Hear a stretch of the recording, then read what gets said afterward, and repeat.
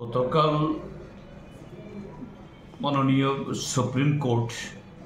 এই এসআইআর এর উপরে যে অসংখ্য এই অভিযোগ দায়ের হয়েছে আর একটা অন্তর্বর্তী রায় দিয়েছেন এবং সে রায়ে সুপ্রিম কোর্ট ভারতের নির্বাচন কমিশনকে নির্দেশ দিয়েছে যে আগামী 19 তারিখের মধ্যে সম্ভবত 19শে অগাস্ট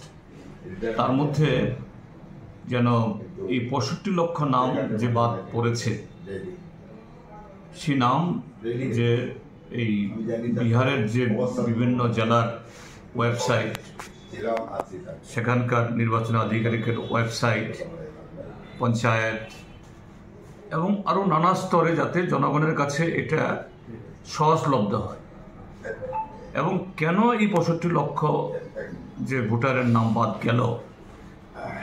তার জন্য মানুষ খুব সহজতরভাবে যারা জানার চেষ্টা করেন তারা জানতে পারে সে ব্যবস্থা করার জন্য একটা নির্দেশিকা দিয়েছে। তো আপাতভাবে যদি দেখা যায় এটা অত্যন্ত একটা ইতিবাচক পদক্ষেপ যে এই স্পেশাল ইন্টেন্সিভ রিভিশনের মধ্য দিয়ে ভারতের নির্বাচন কমিশন যেটা অন্য জায়গাতে অতীতে কখনো করার নজির এরকম নেই, বিহারের যে নির্বাচন মাত্র আগামী সেপ্টেম্বর অক্টোবরে হবে তার এই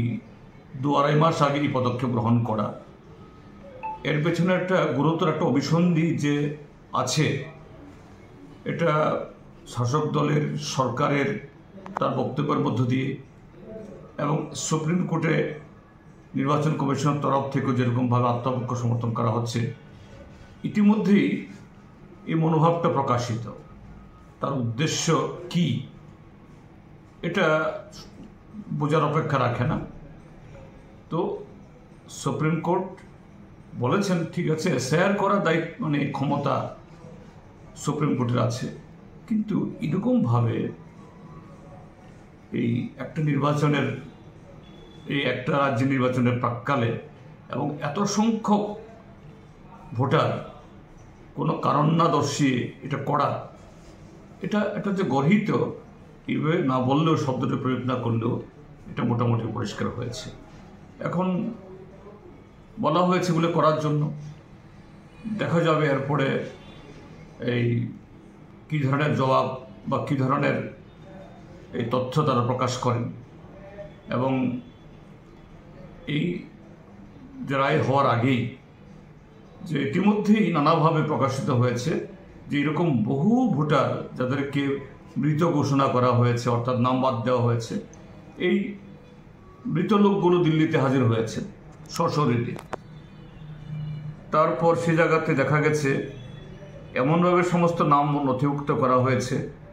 ডগ বাবু, ক্যাট বাবু, অর্থাৎ কুকুর বিড়াল কোথাও কোথাও তাদের নামও উঠেছে। তো এটা একটা গুরুতর একটা অভিসন্ধি ইতিমধ্যেই প্রাইমা ফেসিলি এটা এস্টাবলিশড। তো আমরা চূড়ান্ত রায়ের অপেক্ষা করব, তবে বলবো এই অন্তরিম রায়ে যে ভারতীয় গণতন্ত্র ভারতীয় সংবিধান ভোটাধিকার বাঁচানোর জন্য এই ইন্ডিয়া ব্লক যে পদক্ষেপ গ্রহণ করেছে সুপ্রিম কোর্টের এই হস্তক্ষেপের মধ্য দিয়ে তার অন্তত